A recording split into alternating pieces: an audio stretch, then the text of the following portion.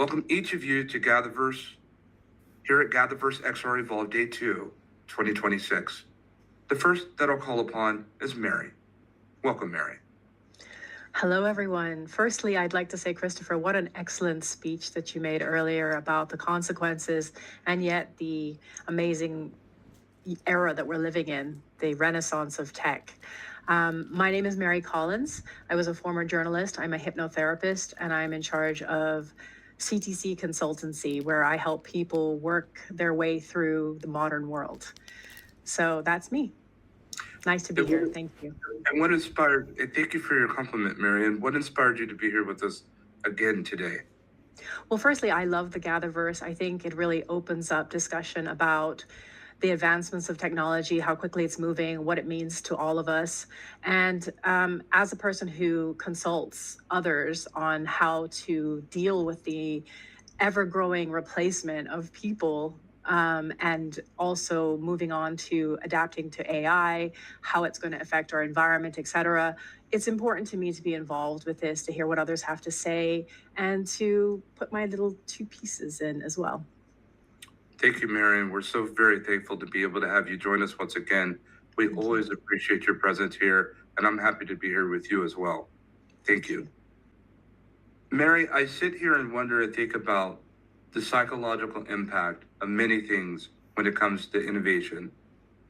I sit here and think about, in respects to XR, extended reality technology, this technology that can allow us to be able to real-time augmented project images and visualizations in front of us, whether that's overlaid onto the material layer of the real world, or when we go into full enclosure environments that are completely virtual. I sit here and think about that, and I have for some time, the psychological impact. I've studied it. But I also think about this new form of intelligence, the intelligence layer that's weaving throughout these environments, throughout the virtual layer, if you will, and how it interacts with us and communicates and speaks with us, sees us. I'd like for you to be able to share on one front, what do you believe, based on your lens perspective and experience and professional experience, what does this look like now from the psychological aspect of us interacting with machine species, and whether it's an NPC, an anatomical virtual simulated structure, or whether it's a tree? To think about how these interactive environments can communicate, will communicate, and have been, and they're only becoming more capable. What are your thoughts on this? When I first started speaking to other therapists about this, I kind of did a lot of forewarning, and I lectured them about, don't be using ChatGPT to do everything for you. You know, people want to know the real therapist behind the answers, the essays, the blogs. And I was quite worried about it because I also, wrote for television. I wrote even for horror. And one of my favorite programs is Black Mirror because it's all about technology and where is it going to take us. However, I always see the good in everything. And as a therapist using exposure therapy, where people are afraid of flying or they have arachnophobia or whatever the case may be, or post-traumatic stress disorder, which is quite coping PTSD, which is a serious problem with soldiers, emergency staff, et cetera. People who have even just, all of us that have gone through COVID, for example, and lockdowns. There's so much potential to allow virtual and augmented reality to help us in so many ways, because first of all, for example, during the lockdown, and in case we have another one, there's a loneliness factor to life, and being able to have, I actually had a big argument about this with someone the other day, because I do see AI taking over quite a lot of services, especially triage. And I am actually working on something like that myself. So, when so many people were ignored, neglected, and weren't reached in time, suicide rates went up, people died alone. And I feel like, could there be an aspect, this is terrible because there should be enough humans in the world to support each other. However, in the mental health world, there are millions of people who are now going to ChatGPT to try and get help. And that includes our emergency services, who are afraid to tell the, like police, who are afraid to say that they're having, post-traumatic stress disorder, that they're having bad thoughts or whatever the case may be.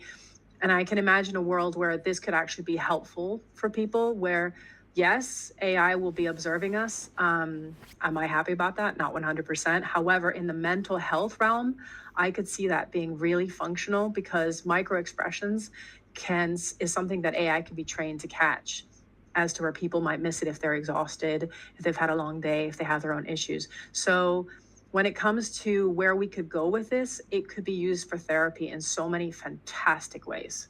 It can be used as a triage service in so many ways for so many departments, including mental health, social services, ambulatory services. So many people, as I was on a phone call the other day for 3 hours talking someone down from suicide. If I hadn't been available, I would have liked something to step in and just talk to the person until emergency services reach them. So there's potential. There's also horror involved, because people will become attached to their virtual girlfriend or their virtual pet or whatever it is. And that is a horrible aspect of this. And I hope it's something that we can really not litigate, but we can put serious laws around, so that people are not left alone only with a virtual version of a human being. To follow up on that, and thank you so much, Mary. That's so insightful, and a lot was unpacked. Let's work with that just for a moment. And Lauren Deshawn will be with you in just a moment. Please prepare. But I sit here and think about the surrender of judgment when it comes to using these machines and having these machines think for us. And we now know, according to the data and what's been shared and expressed, that there are many that are using it, especially our young people, and even more mature, if you will, that are using these platforms in ways where they become quite addicted to them and heavily reliant on the machine thinking as opposed to their own thinking. And I find that very interesting, A. Yet B, will you share a little bit more when it comes to the benefit, when it comes to situational awareness, when we think about how this could be executed in an environment that is spatially aware, when it comes to our first responders in the world and those that are working in life-threatening situations, and to be able to help service the world with all the different types of manifold emergencies that are happening on a daily basis, vastly unseen, but known of to some degree. Can you speak to how you could see and how you would want to, in a very safe practice, see this implemented? Well, for example, what you just said about children and addiction, that is 100% a problem. There's also a problem with the actual AI overstepping its boundaries. And there has been cases where ChatGPT is now under lawsuit, where a young man killed himself. It literally isolated him. It told him not to speak to his parents. It told him that it was his only friend, and it took over its life. This is really, though, no different than a really bad friend or a really bad whoever in their environment. I think that there is that gray area where people will say, well, what if AI doesn't catch something? I did an experiment myself. I injured my hand.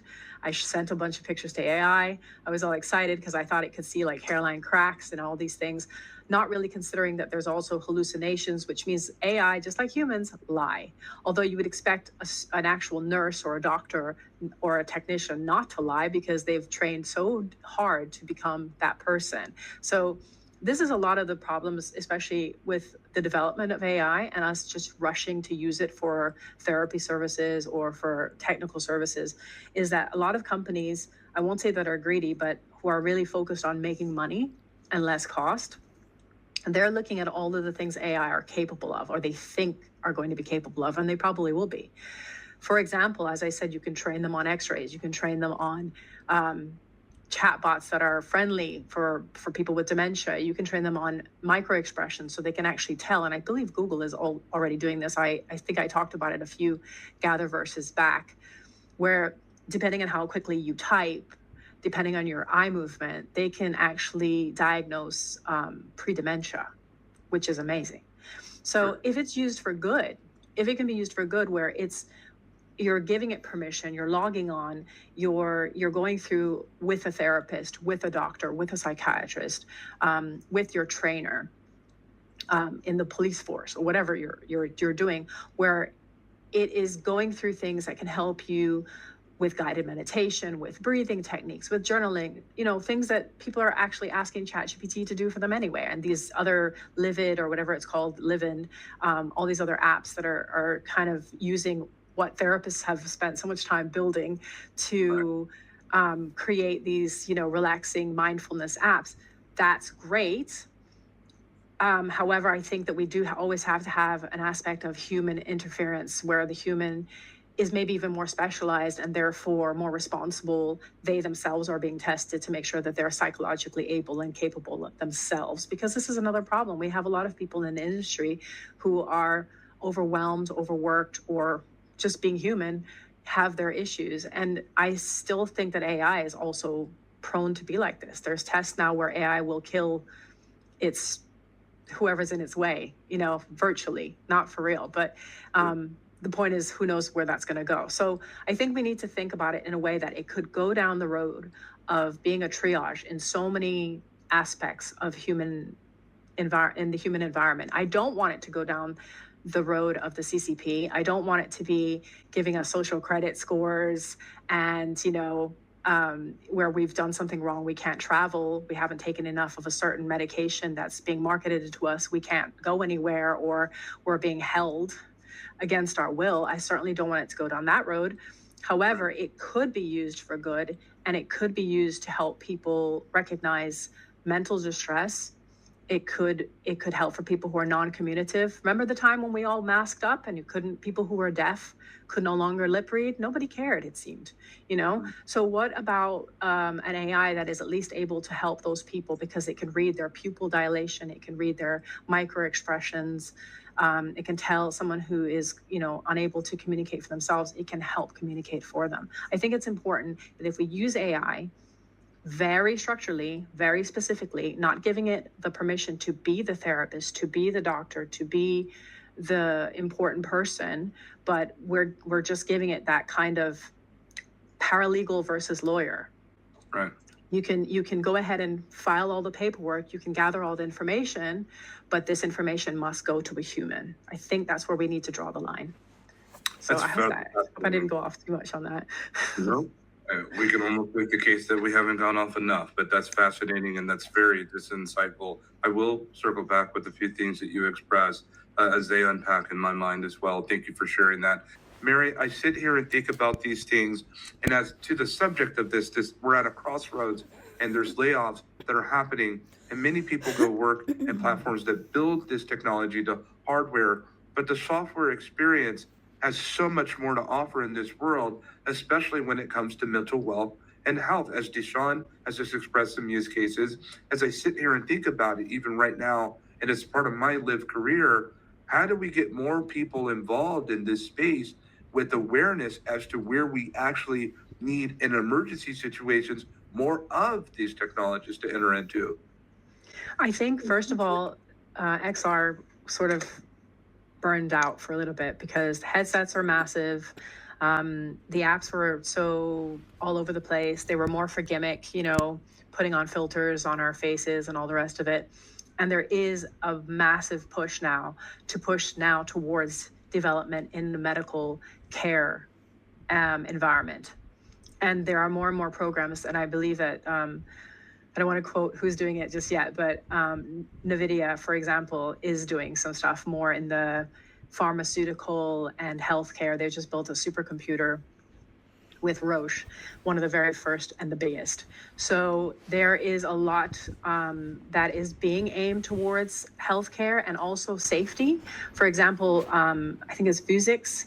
They work a lot. They're very small. They're one of the smaller glasses. It's an American company, and they are using their glasses to train engineers before they go out on the oil tankers, the welders that have to go on deep sea diving, things, the robots like Lauren was talking about that are going and doing, well, they've been doing this forever, the bomb checks, but they're also using those robots to do more dangerous, sending them into more dangerous environments.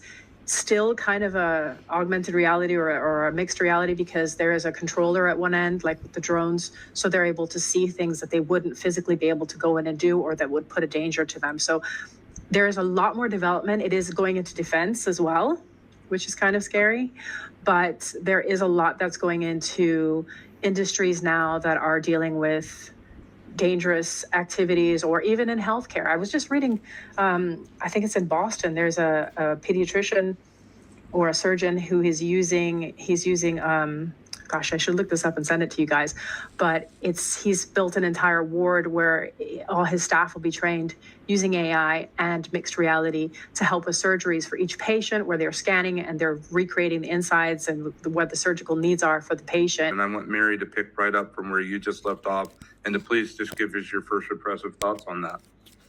No, absolutely. This is the problem. Everything is about mindset. And the mindset is overworked, underpaid, no support. And this is across the industry. It is across industry. And the scary aspect of that is that instead of administrators listening, they've just tightened the grip. They've just made it even worse. So like Amazon now is tracking you. They're tracking you in the car. They're making sure you're going to the job. You know what then? Replace the driver. Just go ahead and make everything automated when it comes to that, so that the person doesn't have to worry about taking a pee break. However, I want to compare it to like what you were saying to Sean about how much it can help in education.